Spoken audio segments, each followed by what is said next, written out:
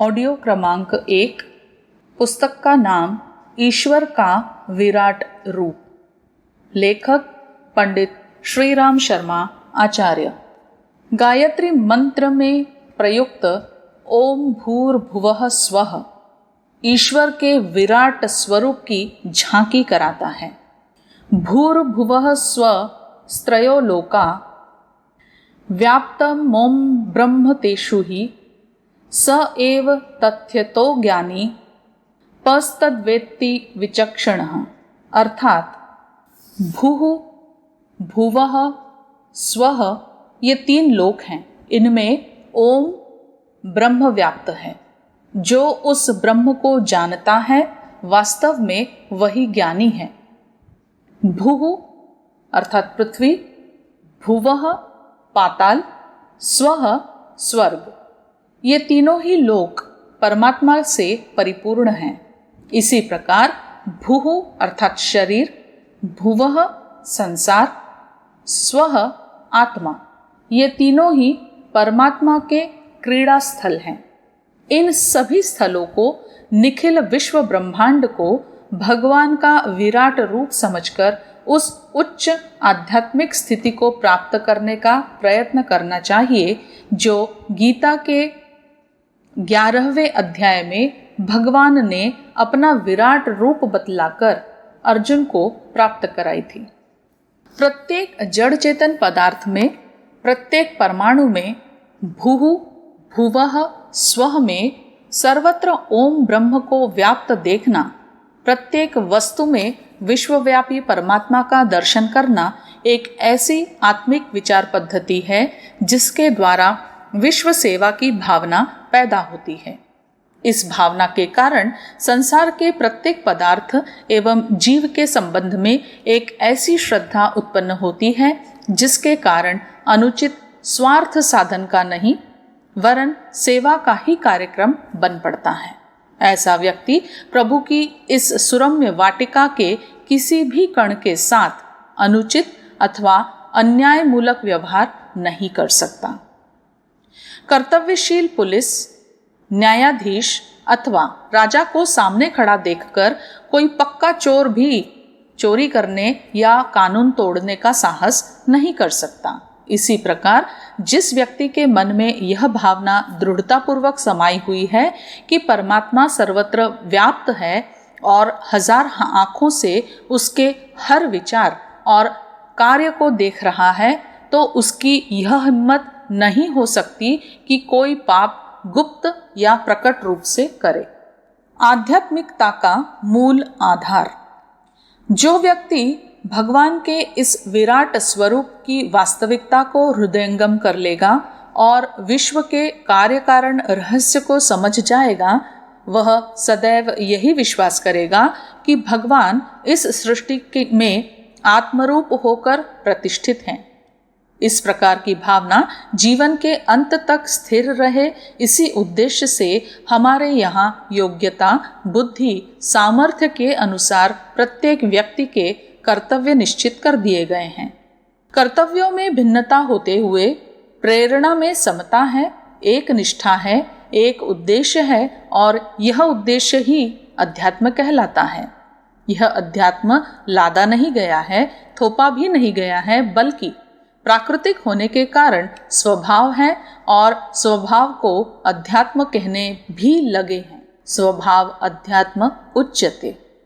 विराट के 2 विभाग हैं, एक है अंतश्चेतना और दूसरा है बाह्य अंग।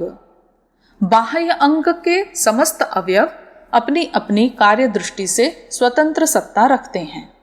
कर्तव्य भी उनकी उपयोगिता की दृष्टि से प्रत्येक के भिन्न भिन्न हैं, लेकिन ये सब हैं उस विराट अंग की रक्षा के लिए, उस अंतश्चेतना को बनाए रखने के लिए। इस प्रकार अलग होकर और अलग कर्मों में प्रवृत्त होते हुए भी जिस चैतन्य के लिए उनकी गति हो रही है, वही हिंदू संस्कृति का मूल आधार है। गति की यह एकता, समता विनष्टन हो, इसी के लिए संस्कृति के साथ धर्म को जोड़ा गया है और यह योग ऐसा हुआ है जिसे पृथक नहीं किया जा सकता। यहाँ तक कि दोनों समानार्थक से दिखाई पड़ते हैं। धर्म शब्द की व्युत्पत्ति से ही विराट की एकता का भाव स्पष्ट हो जाता है। जो वास्तविक है उसी की धारणा रखना धर्म है। वास्तविक है चैतन्य, यह नित्य है, अविनश्वर है, शाश्वत है। सभी धर्मों के में आत्मा के नित्यत्व को, शाश्वतपन को स्वीकार किया गया है, लेकिन अंगांगों में पृथक दिखाई देते रहने पर भी जो उसमें एकत्व है उसको सुरक्षित रखने की ओर ध्यान न देने से विविध संप्रदायों की सृष्टि हो पड़ी है। तो भी धर्म की इस एकता को बनाए रखने, जागृत रखने की प्रवृत्ति अभी तक कायम है। यही कारण है कि संसार में नाना संप्रदायों, मजहबों की सृष्टि हुई, लेकिन आज उनका नाम ही शेष है, पर हिंदू अपनी विशालता के साथ जिंदा है।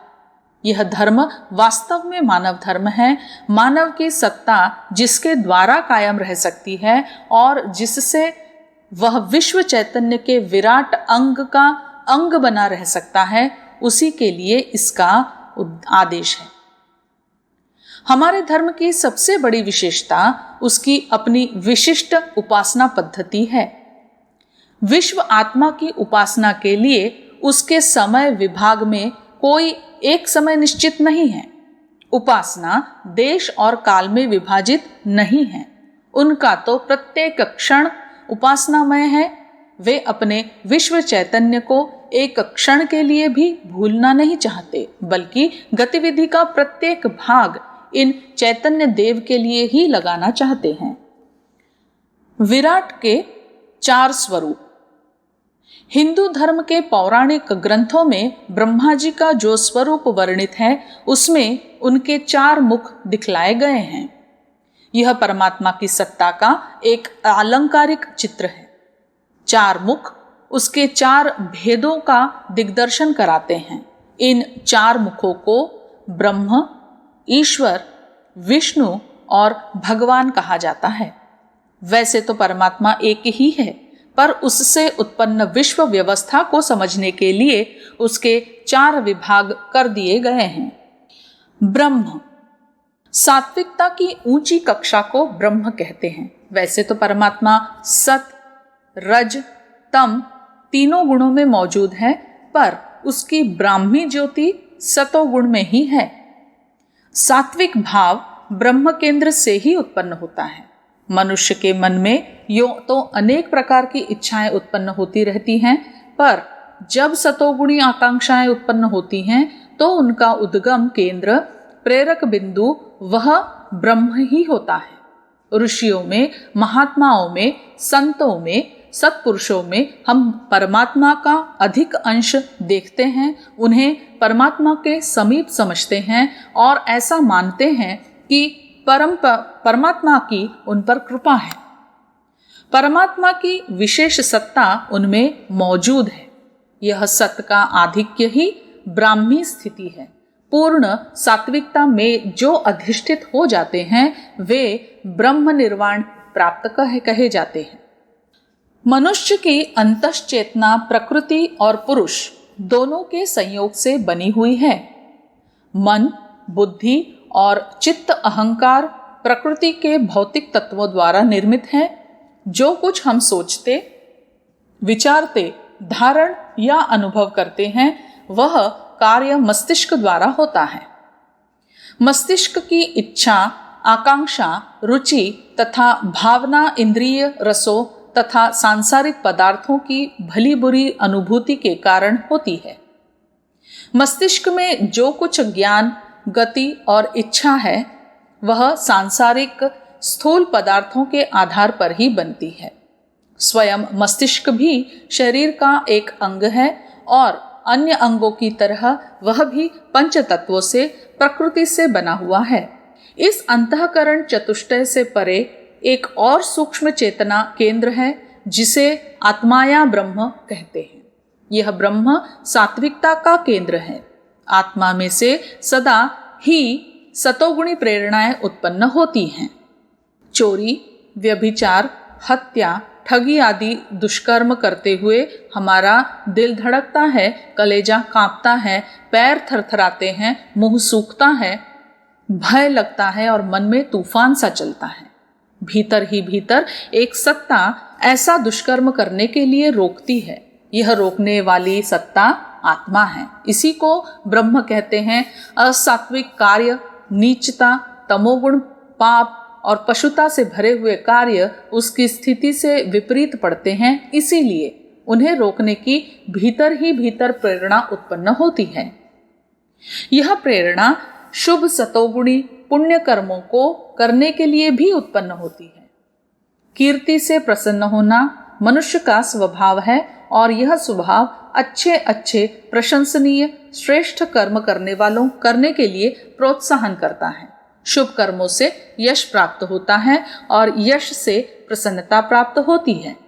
यश न भी मिले तो भी सत्कर्म करने के उपरांत अंतरात्मा में एक शांति अनुभव होती है। यह आत्म तृप्ति इस बात का प्रमाण है कि अंतःकरण की अंतरंग आकांक्षा के अनुकूल कार्य हुआ है। दया, प्रेम, उदारता, त्याग, सहिष्णुता, उपकार, सेवा सहायता, दान, ज्ञान, विवेक की सुख शांतिमय इच्छा तरंगे आत्मा में से ही उद्भूत होती हैं। यह उद्गम केंद्र ही ब्रह्म है। वेदांत दर्शन ने सारी शक्ति के साथ यही प्रतिपादित किया है कि आत्मा ही ईश्वर है। तत्वमसि, सोहम, शिवोहम, अयमात्मा ब्रह्म सरीखे सूत्रों का अभिप्राय यही है कि आत्मा ही ब्रह्म है। ईश्वर का प्रत्यक्ष अस्तित्व अपनी आत्मा में ही देखने की वेदांत की साधना है। अन्य ईश्वर भक्त भी अंतःकरण में परमात्मा की झांकी करते हैं। असंख्यों कविताएं, श्रुति वचन ऐसे उपलब्ध होते हैं जिनमें यह प्रतिपादन किया गया है कि बाहर ढूंढने से नहीं, अंदर ढूंढने से परमात्मा मिलता है। संत कबीर ने कहा है कि परमात्मा हमसे 24 अंगुल दूर है। मन का स्थान मस्तिष्क और आत्मा का स्थान हृदय है। मस्तिष्क से हृदय की दूरी 24 अंगुल है। इस प्रतिपादन में ईश्वर को अंतःकरण में स्थित बताया गया है। मनुष्य दैवी और भौतिक तत्वों से मिलकर बना है। इनमें मन भौतिक और आत्मा दैवी तत्व है। आत्मा में 3 गुण हैं, सत, चित और आनंद। वह सतोगुणी है। श्रेष्ठ, शुभ, दिव्य मार्ग की ओर प्रवृत्ति वाला एवं सतत हमेशा रहने वाला अविनाशी है। चित्त चैतन्य, जागृत, क्रियाशील, गतिवान है। किसी भी अवस्था में वह क्रिया रहित नहीं हो सकता। आनंद, प्रसन्नता, उल्लास, आशा तथा तृप्ति उसका गुण है। आनंद की दिशा में उसकी अभिरुचि सदा ही बनी रहती है। आनंद, अधिक आनंद, अति आनंद उपलब्ध करना उसके लिए वैसा ही प्रिय है जैसा मछली के लिए जल। मछली जलमग्न रहना चाहती है।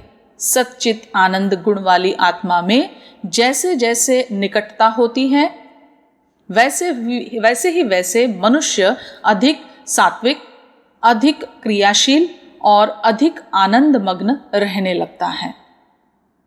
योगी जन ब्रह्म की प्राप्ति के लिए साधना करते हैं।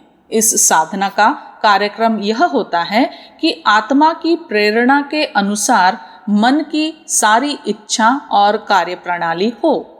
भौतिक पदार्थ के नाशवान, अस्थिर और हानिकर आकर्षणों की ओर से मुंह मोड़कर जब आत्मा की प्रेरणा के अनुसार जीवन चक्र चलने लगता है तो मनुष्य साधारण मनुष्य न रहकर महान मनुष्य बन जाता है।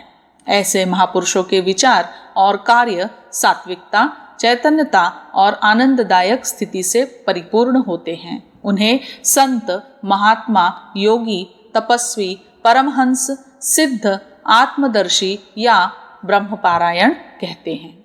जिनका ब्रह्म भाव, आत्मविकास पूर्ण सात्विकता तक विकसित हो गया है, समझना चाहिए कि उन्होंने ब्रह्म को प्राप्त कर लिया, उन्हें आत्मदर्शन हो गया।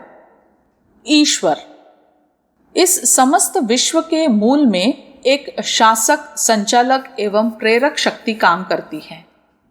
सूर्य, चंद्र, नक्षत्र, ग्रह, उपग्रह निरंतर अपनी नियत चाल से अविश्रांत यात्रा जारी रखे हुए हैं।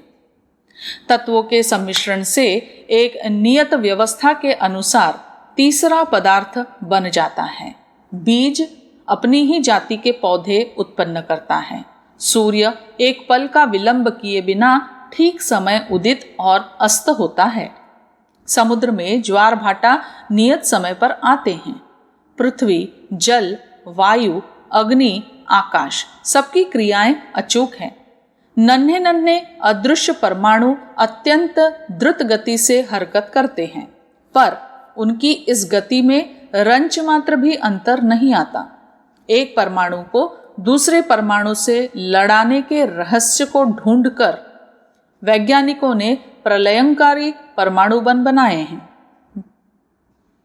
यदि एक सेकंड में हजारों मील की गति से घूमने वाले यह परमाणु आपस में लड़ जाया करते तो आए दिन प्रलय उपस्थित हो जाया करती। परंतु हम देखते हैं कि प्रकृति का हर एक परमाणु अपने गुण कर्म को ठीक प्रकार कर रहा है। यदि सृष्टि में नियमितता न होती तो एक भी वैज्ञानिक आविष्कार सफल न होता। आग कभी गर्मी देती, कभी ठंडक, तो भला उसके भरोसे कोई काम कैसे होता। नित्य अनेकों वैज्ञानिक आविष्कार हो रहे हैं। इनका आधार इसी पर निर्भर है कि प्रकृति की दृश्य और अदृश्य शक्तियां अपने नियत नियमों से रंच मात्र भी विचलित नहीं होती। यह सर्वमान्य और सर्वविदित तथ्य है कि प्रकृति की समस्त क्रिया प्रणाली नियमित है। उसके मूलभूत नियमों में कभी अंतर नहीं पड़ता है। इस नियमितता और गतिशीलता के मूल में एक सत्ता अवश्य है। विचार और प्राण से रहित जड़ प्रकृति अपने आप इस क्रियाकलाप को नहीं चला सकती। रेल, मोटर, इंजन, हवाई जहाज, तलवार, कलम आदि जितने भी निर्जीव यंत्र हैं, उनके चलाने वाला कोई न कोई सजीव प्राणी अवश्य होता है। इसी प्रकार प्रकृति की नियमितता और उद्गम केंद्र भी कोई न कोई अवश्य है। इस केंद्र को हम ईश्वर कहते हैं। ईश्वर का अर्थ है स्वामी। जड़ प्रकृति के निर्माण, व्यवस्था एवं संचालन में जो शक्ति काम करती है वह ईश्वर है। केवल जड़ प्रकृति का ही नहीं, चेतन जगत का भी वह पूरी तरह नियमन करती है। इसने अपने नियमों के अंतर्गत प्राणी मात्र को बांध रखा है। जो उस ईश्वर के नियमों के अनुसार चलते हैं वे सुखी रहते हैं, विकसित होते हैं, और जो उन नियमों को तोड़ते हैं वे दुख पाते और हानि उठाते हैं। स्वास्थ्य के नियमों पर चलने वाले सदाचारी, संयमी, मिताहारी लोग स्वस्थ रहते हैं और चटोरे, दुराचारी, स्वेच्छाचारी लोग बीमारी, कमजोरी एवं अकाल मृत्यु के शिकार होते हैं। इसी प्रकार सामाजिक, मानसिक, बौद्धिक, आत्मिक, धार्मिक, आर्थिक, राजनीतिक क्षेत्रों में काम करने वाले ईश्वरीय नियमों का ठीक प्रकार से पालन करते हैं। वे उन क्षेत्रों में स्वस्थता, समृद्धि एवं उन्नति प्राप्त करते हैं, और जो उन नियमों के प्रतिकूल कार्य करते हैं वे उन क्षेत्रों में दुष्परिणाम भुगतते हैं। पराक्रम, पुरुषार्थ, प्रयत्न, लगन, साहस, उत्साह एवं धैर्य, यह सब सफलता के मार्ग की ईश्वरीय पगडंडियां हैं। इन पर जो चलते हैं वे अभीष्ट सिद्धि को प्राप्त कर लेते हैं। जो इस राजमार्ग पर नहीं चलते वे पिछड़ जाते हैं। ईश्वर पूर्णतया निष्पक्ष, न्यायकारी, नियम रूप है। वह किसी के साथ रत्ती भर भी रियायत नहीं करता। जो जैसा करता है वह वैसा ही भोगता है। अग्नि या बिजली के नियमों के अनुसार यदि उनसे काम लिया जाए तो वे हमारे लिए बहुत ही उपयोगी सिद्ध होती हैं, पर यदि अग्नि या बिजली का दुरुपयोग किया जाए तो वह भयंकर दुर्घटना उपस्थित कर देती है। इसी प्रकार जो लोग ईश्वरीय नियमों के अनुसार काम करते हैं उनके लिए ईश्वर वरदाता, त्राता, रक्षक, सहायक, कृपा सिंधु, भक्त वत्सल हैं। पर जो उनके नियमों में गड़बड़ी करता है उसके लिए वह यम, काल, अग्नि, शंकर, व्रज एवं दुर्दैव बन जाता है। मनुष्य को स्वतंत्र बुद्धि देकर ईश्वर ने उसे काम करने के लिए स्वच्छंद अवश्य बना दिया है, पर नियमन अपने ही हाथ में रखा है। वह जैसे को तैसा फल दिए बगैर नहीं छोड़ता। आग और लकड़ी को इकट्ठा करना या न करना यह हमारी इच्छा पर निर्भर है, पर उन दोनों को इकट्ठा होने पर ईश्वरीय नियमों के अनुसार जो ज्वलन क्रिया होगी उसे रोकना अपने वश की बात नहीं है। इसी प्रकार शुभ अशुभ कर्म करना तो हमारे अपने हाथ में है, पर उनसे जिन भले बुरे परिणामों की उत्पत्ति होगी वह ईश्वरीय नियामक शक्ति के हाथ में है। जैन और बौद्ध कर्म के फल की अनिवार्यता स्वीकार करते हैं, अतएव वे ईश्वर को ब्रह्म की द्वितीय सत्ता मानते हैं। सत्कर्म करना, प्रकृति के कठोर अपरिवर्तनशील नियमों का ध्यान रखना, अपने आचरणों और विचारों को ईश्वरीय नियमों की मर्यादा में रखना ईश्वर पूजा है। अपनी योग्यता और शक्तियों को समुन्नत करना, बाहुबल के आधार पर आगे बढ़ना, अपने भाग्य का स्वयं निर्माण करना ईश्वरवादियों का प्रधान स्वभाव होता है, क्योंकि वे जानते हैं कि सबलों, क्रियाशीलों और जागरूकों को बढ़ाना तथा कमजोरों, अकर्मण्यों एवं असावधानों को नष्ट करना प्रकृति का नियम है। इस कठोर नियम में किसी के बूते कोई परिवर्तन नहीं हो सकता। ईश्वरवादी इस नग्न सत्य को भली भांति जानते हैं कि ईश्वर उन्हीं की मदद करता है जो अपनी मदद आप करता है। इसलिए वे ईश्वरीय कृपा प्राप्त करके उसके नियमों से लाभ उठाने के लिए सदा शक्ति संचय करने तथा आगे बढ़ने के लिए प्रयत्नशील रहते हैं, आत्मनिर्भर और आत्मावलंबी होते हैं, अपने भाग्य का आप निर्माण करते हैं, ईश्वरीय नियमों को ध्यानपूर्वक देखते, परखते और हृदयंगम करते हैं तथा उनकी वज्रोपम कठोरता एवं अपरिवर्तनशीलता का ध्यान रखते हुए अपने आचरणों को औचित्य की, धर्म की सीमा के अंतर्गत रखते हैं।